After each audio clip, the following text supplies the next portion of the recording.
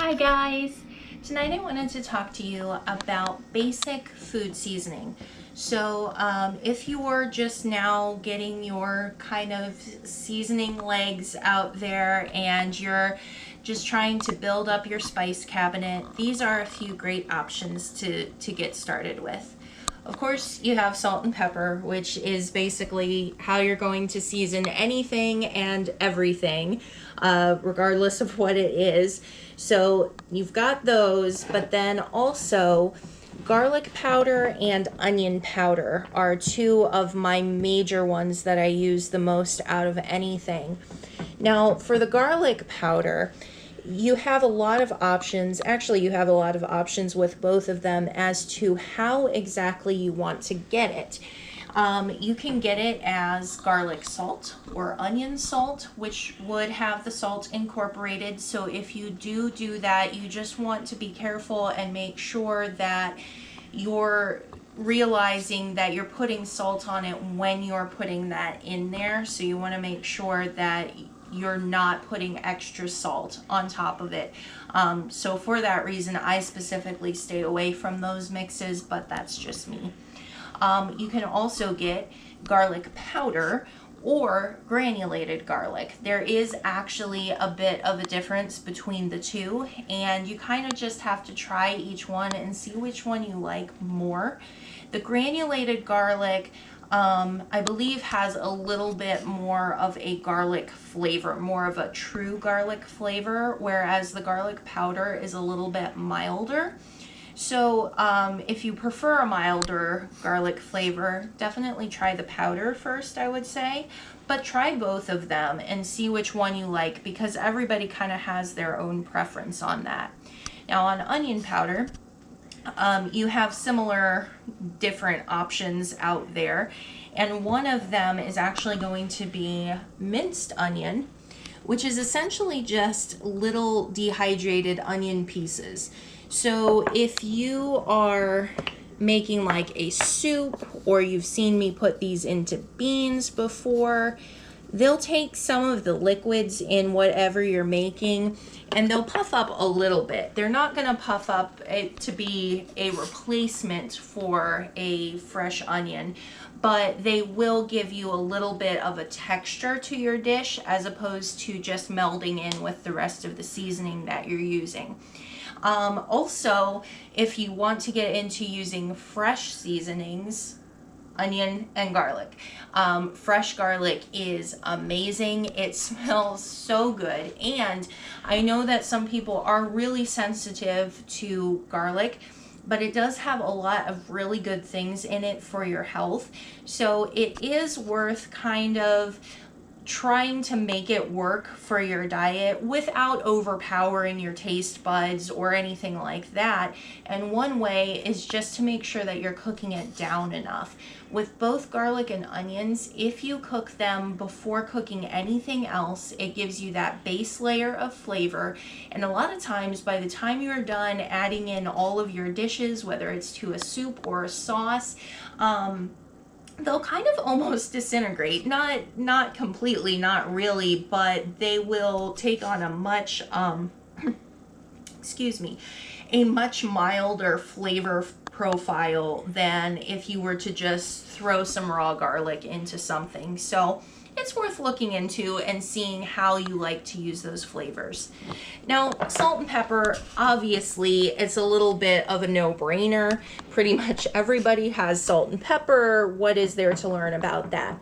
Well, there are some different varieties that you can get into out there. So starting with the pepper, what we have in our pepper grinder is a mix of different colored peppercorns. So it's primarily black pepper, but it's also got some white peppercorns, green peppercorns, and pink peppercorns in there. This is another thing where you just kind of want to test the waters and see what you like. The black is definitely the most popular pepper. It's what's on the tables at restaurants, things like that.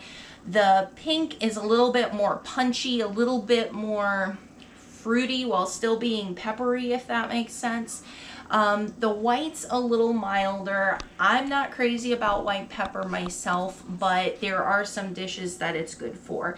So you can just kind of play around with your peppercorns as well and test those out.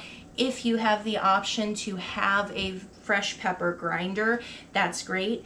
I keep the grinder on hand to fresh grind them, but I also keep ground pepper on hand because I use it so frequently and in such big quantities in my cooking that it would really be a pain to stand there cranking my pepper mill for basically 10 minutes. But the fresh flavor is great if you're just putting it like on top of a salad, on top of some eggs, something like that. It's going to be a better, fresher flavor than if you're using it out of a jar.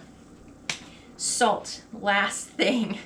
So the salt, you have a lot of options with, actually, probably even more than you realize are out there.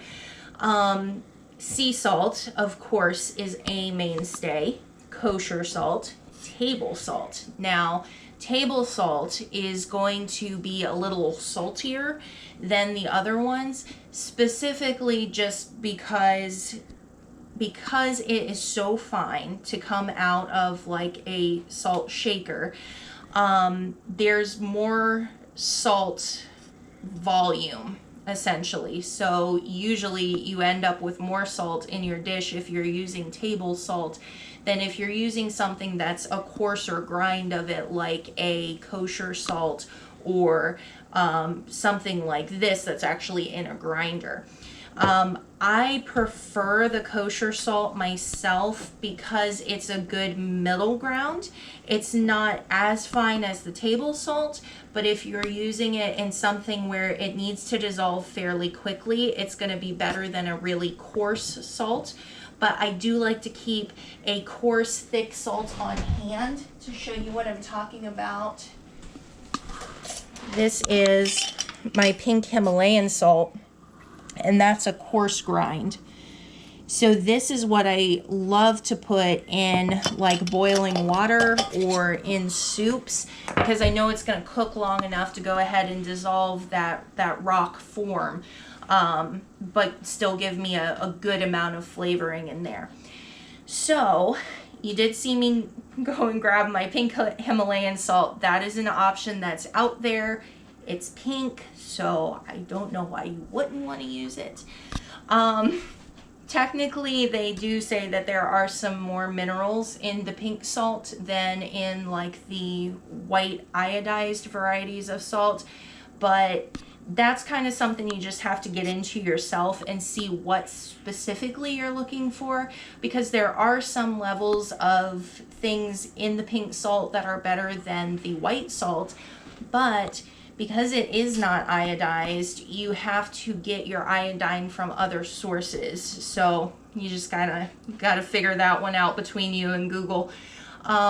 There's also flake sea salt, which is really nice. And there's smoked sea salt, which is amazing. And there's all kinds of different sea salts out there. There's red salt, there's gray salt, there's black salt. And then there's salt that is infused with other flavors. And you can actually make this yourself as well as buying it in the store. And that would be something like a rosemary sea salt or a lime salt, things like that. So there's a ton of different salts that you can get out there. I'd start by going with the basics to get started. Something like a kosher salt or a sea salt is a really great starting place, and then just kind of play around and see what else you can find. So hopefully this was mildly helpful, and if you have any questions, just give me a comment. Bye-bye.